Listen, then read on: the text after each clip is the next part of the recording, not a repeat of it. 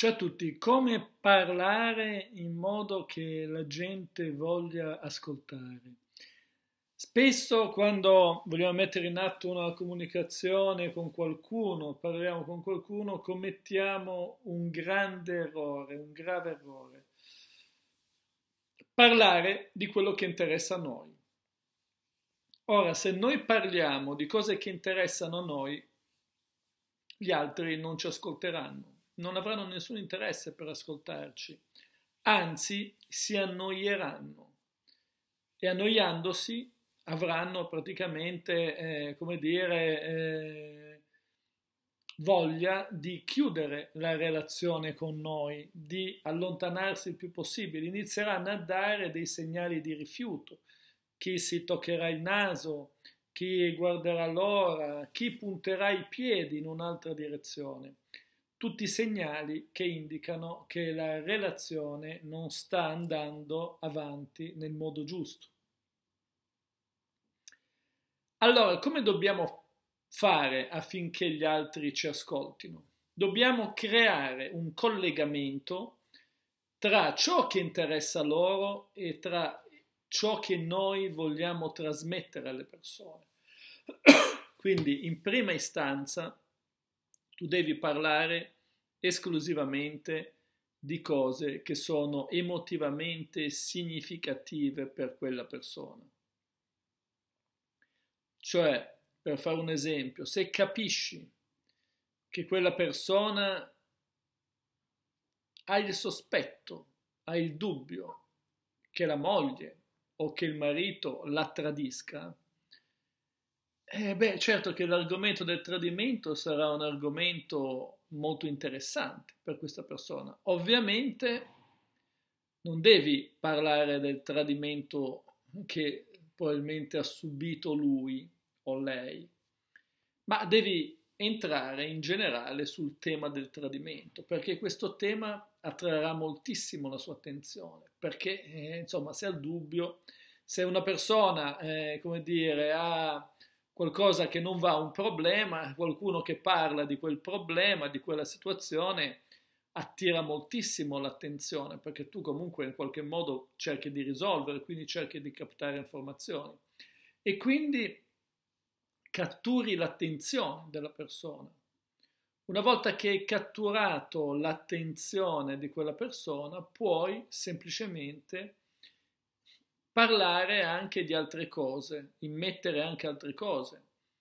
Dopo aver parlato del tradimento, puoi parlare, se tu vuoi, che ne so, vendergli l'enciclopedia, per dire, faccio un esempio, vuoi fare un contratto, vuoi fare qualcosa, devi cercare di creare un collegamento tra quello che gli proponi tu e la risoluzione del suo problema.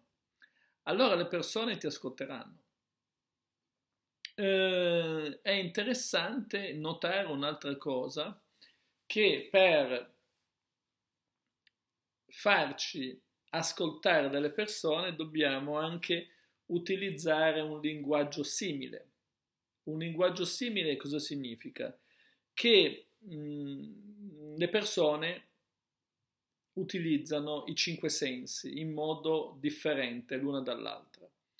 Ci sono persone che sono prevalentemente visive, utilizzano prevalentemente il senso della vista, persone che sono, e quindi parole che riportano a metafore visive, persone che sono prevalentemente uditive, utilizzano prevalentemente il canale uditivo, quindi metafore che riportano al senso dell'udito, persone che sono prevalentemente cenestesiche, cioè che utilizzano principalmente i sensi del tatto, dell'olfatto e del gusto e pertanto sono particolarmente sensibili alle metafore di natura cenestesica. Ora, ci sono tutta una serie di modalità per capire i canali comunicativi prevalenti che utilizza una persona. Non sempre è così facile comprenderli, non semplice è così facile capirli, però c'è un sistema molto semplice che è quello di ricalcare, di riprendere, di ripetere le stesse parole che utilizza la persona, cioè tu fai una domanda qualunque e la persona finirà usando certe parole. Tu riprendi anche senza renderti conto, senza decodificare di cosa si tratta, basta che riprendi le stesse parole e riformuli un po' la frase che dice lui aggiungendo altre cose.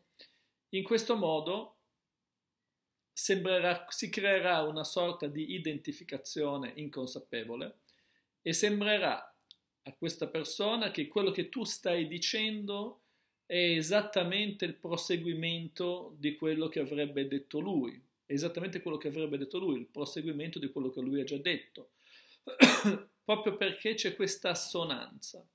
E quindi gli verrà molto difficile non ascoltarti, gli verrà molto difficile non seguire le indicazioni che tu dai, perché sembra quasi che sia la stessa cosa che ha detto lui o lei. E noi possiamo dire di no a tutti, ma non possiamo dire di no a noi stessi. Quindi questo è un metodo molto utile per farti capire dalle persone, per farti ascoltare e per farti seguire, per far sì che questa persona in qualche modo abbia voglia di seguirti, abbia voglia di essere allineato a quello che tu stai dicendo, un metodo molto utile da utilizzare. Bene, per questo video è tutto, seguimi anche sulla pagina Instagram Massimo Taramasco, iscriviti al canale e iscriviti anche al mio nuovo canale Felicità e Benessere, di cui ti posto il link in descrizione. Ciao a tutti.